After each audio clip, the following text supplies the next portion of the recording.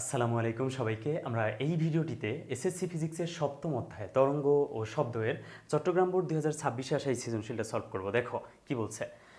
উদ্দীপকে দুইটা চিত্র দেখতে পারতেছি আমরা, দুইটা চিত্র দেওয়া আছে। চিত্র একের যে তরঙ্গটা আছে সেটা দেখতে ঠিক কী রকম সেটা যদি আমি একটু দেখাই, তাহলে হাফ সাইকেল, নিচে হাফ সাইকেল, উপরে আরেকটা হাফ সাইকেল, নিচে আরেকটা হাফ সাইকেল, এরপর উপরে একটা হাফ সাইকেল, এরপর স্টপ। এইটা এখন দেখো, আমি এইখানে যে চিত্রটা আছে সেই চিত্র থেকে ম্যাথটা করতেছি, এবং যদি এই হাফ সাইকেল কম বেশি হয়, মনে করো এই হাফ সাইকেল আরেকটু সামনে আছে, আরেকটু পিছনে আছে, বা আরও একটা হাফ সাইকেল নিচে আছে, তোমরা যাতে সবগুলো ম্যাথে করতে পারো, জাস্ট একটু বুঝে নিবা, ঠিক আছে? এটা একটু বুঝবা ভালো মতো, যাতে এরকম সব ম্যাথ তোমরা করতে পারো। দেখো তাহলে এখানে হাফ সাইকেল হচ্ছে একটা, দুইটা, তিনটা, চারটা, পাঁচটা হাফ সাইকেল আছে, এবং এটা মাঝে মাঝে এরকমও থাকতে পারে, এই যে এরকমও থাকতে পারে। এটা কিন্তু হাফ সাইকেলেরও অর্ধেক। হাফ সাইকেল শেষ হতো কোথায়? এই যে এখানে, এই বিন্দুতে শেষ হতো, এখান থেকে এসে এখানে শেষ হতো। কিন্তু দেখো হাফ সাইকেলের অর্ধেকের মধ্যেই শেষ হয়ে গেছে, ঠিক আছে? এটার অর্ধেকের মধ্যেই এই যে শেষ হয়ে গেছে। এটাও হতে পারে, ঠিক আছে? বিভিন্ন কন্ডিশন দেওয়া থাকতে পারে। তাহলে আমার এখানে চিত্রটা যেরকম আছে ঠিক আমি এই চিত্র ধরে ম্যাথটা সলিউশন করব। দেখো এই যে হাফ সাইকেল, ঠিক আছে? এখন এই পুরোটার ক্ষেত্রে সময়টা দেওয়া আছে, খেয়াল করো এখান থেকে এই পুরোটার সময় দেওয়া আছে। তাহলে সময় কতটুকু? 1.5 ইন্টু 10⁻³ সেকেন্ড। অর্থাৎ এই একক দেখে তুমি বুঝবে এটার মান আসলে কি। এটা যদি মিটার থাকতো তার মানে বুঝতা এই পুরোটা হচ্ছে এত মিটার।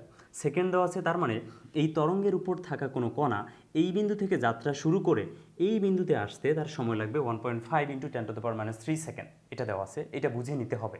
ওকে, এখন এখানে আমরা যেটা কাউন্ট করব সেটা হচ্ছে, দেখো আমাদের কাছে চাইছে হচ্ছে তরঙ্গের কম্পাঙ্ক। তাহলে আর কিছুই লাগতেছে না, খুবই সহজ জিনিস। আমরা যদি তরঙ্গের কম্পাঙ্ক বের করি, তাহলে কম্পাঙ্ক সমান কি জানি বলো তো? কম্পাঙ্কের ডেফিনেশন থেকে আমরা জানি যে প্রতি সেকেন্ডে একটা বস্তু যতবার পূর্ণ স্পন্দন দেয় তাকে ওই বস্তুর কম্পাঙ্ক বলে। মানে এক সেকেন্ডে যতবার কাঁপে, এক সেকেন্ডে যতবার ঘুরে, এক সেকেন্ডে যতটা পূর্ণ স্পন্দন সম্পন্ন করে, এক সেকেন্ডে যতটা অসিলেশন দেয়, এক সেকেন্ডে যতটা দোলন দেয়, এই সবগুলা কথার অর্থ হচ্ছে কম্পাঙ্ক বা ফ্রিকোয়েন্সি। তাহলে এক সেকেন্ডে কম্পন সংখ্যা আমি বের করব, প্রতি সেকেন্ডে কম্পন সংখ্যা। তাহলে প্রতি সেকেন্ডে কম্পন সংখ্যা মানে কি? একক সময়ে কম্পন সংখ্যা। তাহলে সময় যেহেতু একক, সময় থাকবে নিচে। তার মানে আমাদের ফর্মুলাটা দাঁড়াচ্ছে যে কম্পাঙ্ক ইজ ইকুয়াল, কম্পাঙ্ক কম্পাঙ্ক ইজ ইকুয়াল, সময় যেহেতু একক তার মানে সময় আসবে নিচে, উপরে হচ্ছে ঘূর্ণন সংখ্যা বা স্পন্দন সংখ্যা বা পূর্ণ স্পন্দন, তুমি অনেক কিছু লিখতে পারো, নিচে হচ্ছে সময়। এটা হচ্ছে কম্পাঙ্কের ডেফিনেশন, ঠিক আছে? তাহলে কম্পাঙ্ক এফ ফ্রিকোয়েন্সি সমান কি? এন। এন মানে স্পন্দন সংখ্যা, ঘূর্ণন সংখ্যা বা পূর্ণ স্পন্দন সংখ্যা। ওকে, উপরে হচ্ছে এন, নাম্বার অফ রোটেশন বা নাম্বার অফ অসিলেশন, আর নিচে হচ্ছে টাইম রিকোয়ার্ড। এখন কয়টা স্পন্দন দিছে এখান থেকে বের করি আমরা। কয়টা স্পন্দন দিছে দেখো।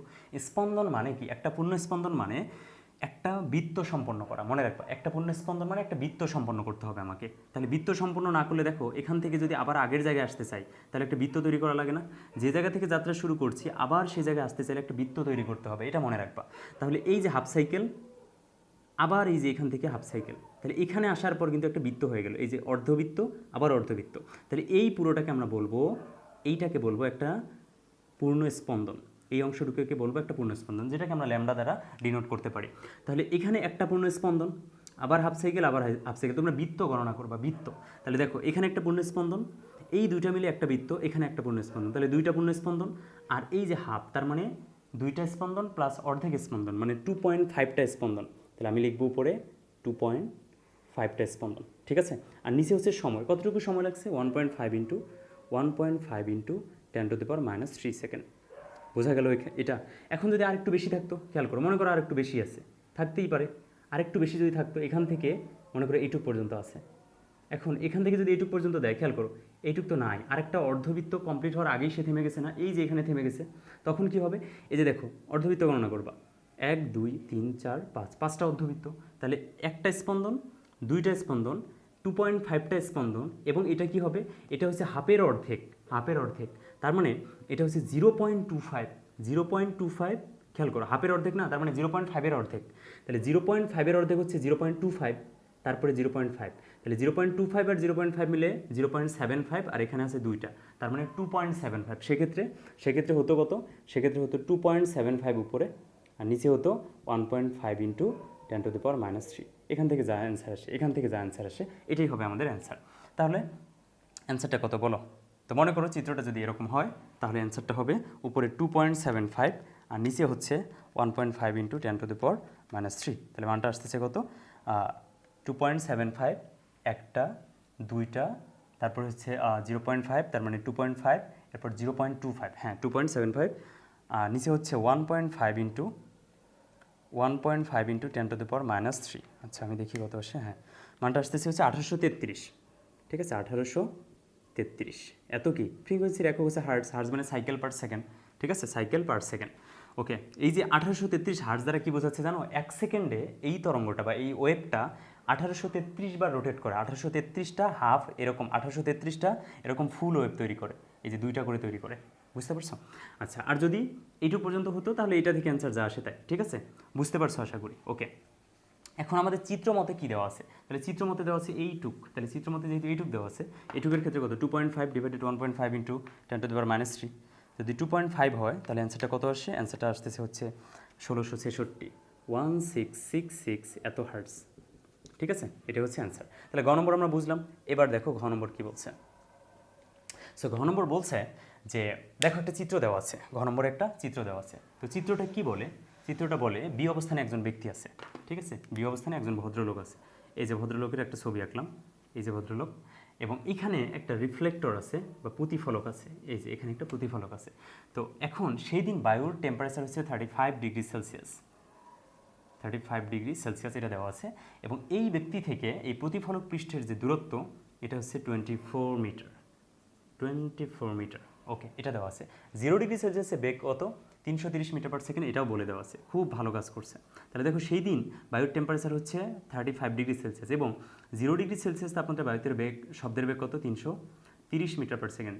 একটা বিষয় মনে রাখবো যদি কোনো মান দেওয়া থাকে ম্যাথে যদি কোনো ডাটা দেওয়া থাকে তাহলে নিজের মুখস্থ করা মানগুলো বসানো যাবে না মনে করো জি এর মান এখন একখানে আছে যে 9.79 মিটার পার সেকেন্ড স্কোয়ার এখন তুমি জানো জি এর মান 9.8 তুমি 9.8 দিয়ে ম্যাথ করলে তোমার ম্যাথে মার্ক কাটবে কিন্তু অর্থাৎ যদি কোনো ডাটা দেওয়া থাকে তাহলে নিজের যে ডাটাগুলো মুখস্থ আছে কনস্ট্যান্টগুলো সেটা মান বসানো যাবে না যা দেওয়া আছে তাই বসাতে হবে ঠিক আছে তাহলে V naught is equal 330 metre per second দেওয়া আছে এটাই বসাবো আর যদি দেওয়া না থাকতো ওই যে আমাদের মুখস্থ আছে 332 মিটার পার সেকেন্ড সেটা বসাতাম ঠিক আছে ওকে এখন এই ডাটাগুলো দেওয়া আছে এটা হচ্ছে 24 মিটার একজন ব্যক্তি এখানে আছে এটা হচ্ছে বি অবস্থান ঠিক আছে বি অবস্থান এবং বায়ুর যে টেম্পারেচার সেটা ছিল কিন্তু 35°C ঠিক আছে টি এর মান দেওয়া আছে 35°C শব্দের কাজ হচ্ছে গিয়ে এখানে ধাক্কা লেগে এইদিকে আসা তো এখন সে যেহেতু দৌড় দিছে তাহলে এই ভদ্রলোক মনে করো এই শব্দ এখানে আসতে আসতে এই ভদ্রলোক কিছু পরিমাণ দূরত্ব অতিক্রম করে এইখানে চলে আসছে ঠিক আছে মোটেও ভদ্রলোক না তাহলে দৌড় দিত না তাহলে এখান থেকে শব্দটা এই যে এখানে আসছে ঠিক আছে এখন এই ভদ্রলোক এখানে শব্দ তৈরি করে ভদ্রলোক দৌড় দিচ্ছে এইদিকে এখানে দৌড় দিয়ে এখানে আসছে এখানে আসার পর এখানে যে আসছে আর শব্দ কী করবে এখান থেকে গিয়ে প্রতিফলক পৃষ্ঠে ধাক্কা লেগে এইদিকে আসবে তো এখন কি বলছে দেখি যে এই লোক দৌড়েছে কত বেগে 3.5 মিটার পার সেকেন্ড বেগে প্রতিফলকের দিকে তাহলে তার কানে প্রতিফলিত শব্দের আপাত বেগ কত হবে ওকে তার মানে বোঝা যাচ্ছে কি জানো দেখো বলছে তার কানে প্রতিফলিত শব্দের তার মানে তার কানে শব্দটা প্রতিফলিত হয়েছে সে শব্দটা শুনতে পারছে এটা বলে দেওয়া আছে শিওর করে কেন কারণ সেটা যদি না হতো তাহলে কিন্তু আমাকে বলতো না যে তার কানে প্রতিফলিত শব্দের আপাত বেগ কত তার মানে তার কানে শব্দটা প্রতিফলিত হয়েছে এই লোকের বেগ কত ছিল 3.5 মিটার পার সেকেন্ড এবং সেদিন 0°C তাপমাত্রা বায়ুতে শব্দের বেগ 330 মিটার পার সেকেন্ড তো শব্দটা যে দৌড়াচ্ছে এই যে দৌড়ায় যে শব্দটা আসলো তাহলে শব্দের বেগটা কত সেটা আমার আগে জানা জরুরি তাহলে শব্দের বেগটা বের করি আমরা জানি v1/v2 অথবা উপরে v2 লিখি যে v2/v1 ইজ ইকুয়াল √t2/t1 ঠিক আছে এটা লিখতে পারি এটা হচ্ছে সূত্র আমাদের তো এখন তাহলে ভি2 সমান কি আসে ভি2 সমান আসে ভি1টা গুণ হয়ে যায় তাহলে v1 ইন্টু √, উপরে হচ্ছে t2 নিচে হচ্ছে t1 ভি থিটা তাহলে টি এর মানটা কত 35°C তাহলে উপরে বসাও 35°C এখন 35 তো বসানো যাবে না এটাকে কী করে নিতে হবে কেলভিন করে নিতে হবে পরম তাপমাত্রায় ডিভাইডেড নিচে টি নট তাহলে টি নটকে কী করে নিতে হবে বলো 0°C সাথে যদি কী করো 273 যোগ করো তাহলে 273 থাকবে ঠিক আছে কেলভিনে করে নিতে হবে কারণ এটা পরম তাপমাত্রায় মানটা হিসাব করতে হবে আচ্ছা এখন দেখো কত আসে 330 গুণন √, উপরে আসতে হচ্ছে 273 যোগ 35 আর নিচে হচ্ছে 273 তাহলে আমরা পেয়ে গেলাম যে 35°C তাপমাত্রায় সেদিন বায়ুতে শব্দের বেগটা ছিল হচ্ছে 350.5 মিটার পার সেকেন্ড প্রতিফলিত শব্দের আপাত বেগ কত যে শব্দটা প্রতিফলিত হয়েছে তার কানে সেটার আপাত বেগ চাইছে তাহলে দেখো খেয়াল করো একটা বিষয় মনে করো একজন লোক এইদিকে 30 মিটার পার সেকেন্ড বেগে দৌড়াতেছে খুব ভালো কথা এখানে একজন লোক স্থির অবস্থায় দাঁড়ায় আছে এক ভদ্রলোক দৌড়াতেছে 30 মিটার পার সেকেন্ড বেগে, আর এক ভদ্রলোক এখানে স্থিরভাবে দাঁড়ায় আছে। তার মানে এই লোক দেখতেছে যে এই লোক আসলে 30 মিটার পার সেকেন্ড বেগেই দৌড়াচ্ছে। ঠিক আছে, মানে এটা কেমন কথা, আমি 30-এ যদি দৌড়াই তো আমার কাছে 30ই মনে হবে না। ব্যাপারটা হচ্ছে কি, দেখো আরেকটা কন্ডিশনে যাই। মনে করো এই লোক দৌড়াচ্ছে 30 মিটার পার সেকেন্ডে, এখন এই লোক এইদিকে দৌড়াচ্ছে হচ্ছে 10 মিটার পার সেকেন্ডে, এই লোক এইদিকে দৌড়াচ্ছে 10 মিটার পার সেকেন্ডে। তাহলে দেখো এ দৌড়াচ্ছে 30-এ, এ দৌড়াচ্ছে 10-এ। তাহলে দেখবা তুমি যখন 30 মিটার পার সেকেন্ড বেগে দৌড়াচ্ছ, এখন সামনে যদি কেউ স্থির থাকতো তাহলে তুমি আসলেই সত্যিকার অর্থেই 30 মিটার পার সেকেন্ড বেগে দৌড়াচ্ছ তোমার মনে হইতো। কিন্তু সামনে যেজন আছে উনি যদি ওই দিকে, তুমি যেদিকে দৌড়াচ্ছ ওই একই দিকে 10 মিটার পার সেকেন্ড বেগে দৌড়ায়, তোমার কাছে মনে হবে, তুমি মনে হয় 10 মিটার পার সেকেন্ড কম বেগে দৌড়াচ্ছ, তোমার কাছে তখন মনে হবে যে তুমি আসলে 20 মিটার পার সেকেন্ড বেগে দৌড়াচ্ছ। ঠিক আছে, তোমার বেগটা তখন কম লাগবে। এই লোকটা যদি স্থির থাকতো তাহলে তুমি সত্যি সত্যি দেখতে তুমি 30-এই যাচ্ছ।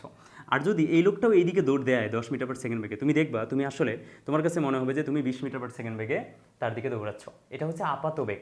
ঠিক আছে, আপাত বেগ অর্থাৎ একটার সাপেক্ষে আরেকটা বেগ। এখন যদি এই ভদ্রলোক উল্টা দিকে না দৌড়ায় তোমার দিকেই দৌড়ায়, ঠিক আছে, তোমার দিকেই যদি দৌড়ায়, হ্যাঁ তুমিও দৌড়াচ্ছ তার দিকে, সে দৌড়াচ্ছে তোমার দিকে, বাহ চমৎকার ব্যাপার স্যাপার।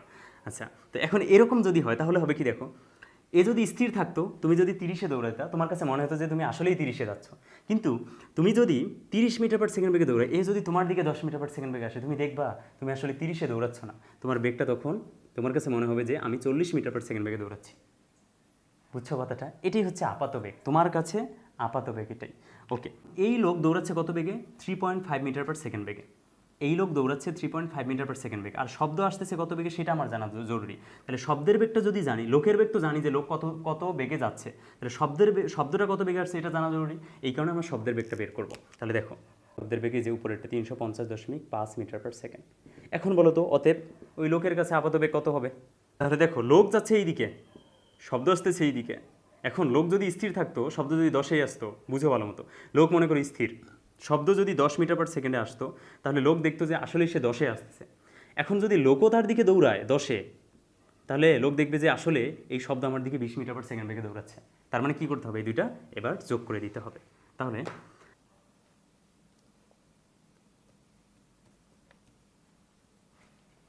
ওকে দেখো 3.5 মিটার পার সেকেন্ড বেগে, হ্যাঁ 3.5 মিটার পার সেকেন্ড বেগে। তাহলে লোকের বেগের সাথে যোগ করে দেবো কার বেগ?